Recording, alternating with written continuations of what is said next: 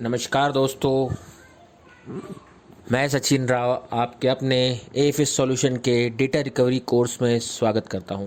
दोस्तों, data recovery का ये सेकंड वॉल्यूम है। फर्स्ट वॉल्यूम आप सभी लोगों ने प्ले स्टोर से डाउनलोड करके हमारी एप्लीकेशन एएफएस सॉल्यूशन में देख लिया है।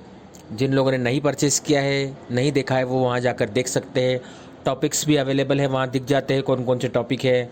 आप उसे परचेस करते हैं, उसके बाद आप उस वीडियोज़ को देख सकते हैं। दोस्तों, उसी सीरीज़ में हमने वॉल्यूम 2 लॉन्च किया है। इस वॉल्यूम का नाम है data recovery after ransomware attack. जी हाँ दोस्तों, रैंसमवेयर अटैक आज के टाइम में बहुत बड़ी समस्या हो गई है। आप लोग, ये एक तरह से साइबर क्राइम है, साइबर अटैक है। आप लोग आजकल देख रहे हैं, आपके कॉलर ट्यून में भी बार बार साइबर फ्रॉड के बारे में बताया जा रहा है। उसी तरह का एक साइबर फ्रॉड ये भी है। इसमें विक्टिम मतलब कि जिसके सिस्टम में ये रैंसमवेयर अटैक होता है, उसके सिस्टम की सारी फाइल्स को सिस्टम के अंदर रहते हुए ही लॉक कर दिया जाता है। यूज़र अपनी ही फाइल्स को अपने सिस्टम में रहते हुए यूज़ नहीं कर पाता है। ओपन करने जाता है तो उससे फिरौती मांगी जाती है। फिरौती को ही इंग्लिश में रैंसम बोलते हैं। पुरानी ओल्ड मूवीज़ में हमने देखा होगा, कोई किसी को किडनैप कर लेता है, उसके बदले में उससे पैसा मांगा जाता है। तो इसे ही फिरौती और इसे ही रैंसम बोला जाता है। तो ये एक तरह का आपके सिस्टम पे अटैक कर दिया जाता है कि आप इनको पेमेंट करिए, तो ये आपको उसकी रिकवरी की या डिक्रिप्शन टूल ये इस तरह से आपको प्रोवाइड करेंगे। लेकिन मेरी वार्निंग है और मेरा आप सभी लोगों से रिक्वेस्ट है कि किसी भी इस तरह के झांसे में ना आए कि कोई आपके सिस्टम को या आपके किसी क्लाइंट के सिस्टम को कोई हैक कर लेता है और उसके डेटा को रैंसमवेयर से अटैक कर देता है, तो आप कोई भी तरह का पेमेंट ना दें। क्योंकि अभी तक के रिकॉर्ड में 99% तो ऐसा होता है, 99.99% ऐसा होता है कि क्योंकि वो एनोनिमस है, मतलब कि उसको आप जानते ही नहीं हो कि वो कौन आपसे पेमेंट मांग रहा है और किस मेथड से मांग रहा है। जनरली इसमें जो पेमेंट की मेथड यूज़ की जाती है वो की जाती है बिटकॉइंस, क्रिप्टो करेंसी।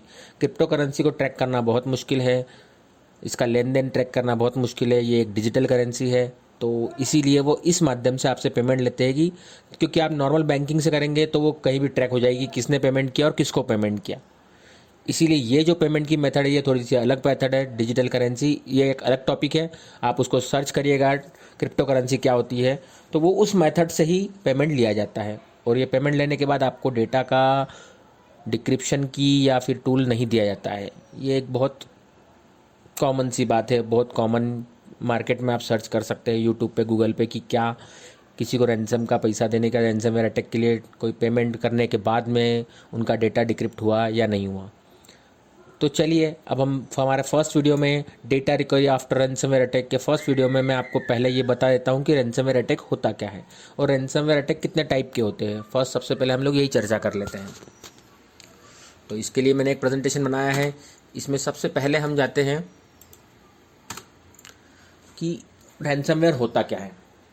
रैंसमवेयर एक ऐसा मैलिशियस सॉफ्टवेयर है जो आपके सिस्टम को लॉक कर देता है, सिस्टम की फाइल्स को लॉक कर देता है और आपसे उसके लिए डिमांड की जाती है पैसों की, और उसके बाद आपको उसका एक्सेस दिया जाता है। पर ऐसा होता नहीं है।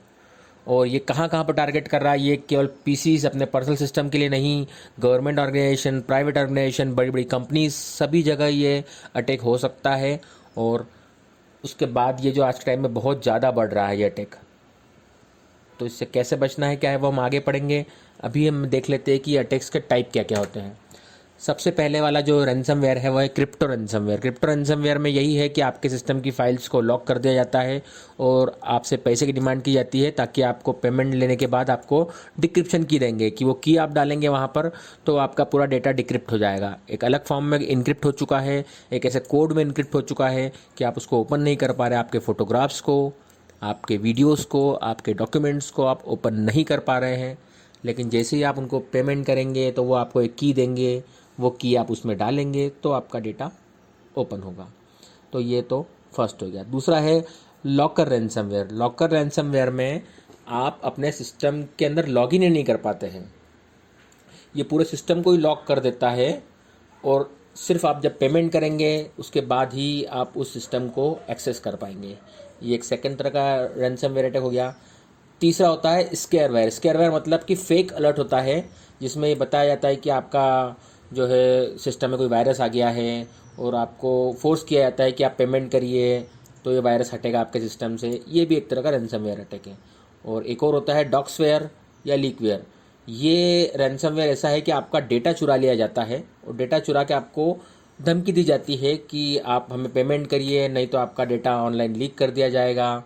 इस तरह की धमकियाँ दी जाती है। तो ये मेनली जो मार्केट में रैनसमवेयर के जो कॉमनली अटैक है वो ये है।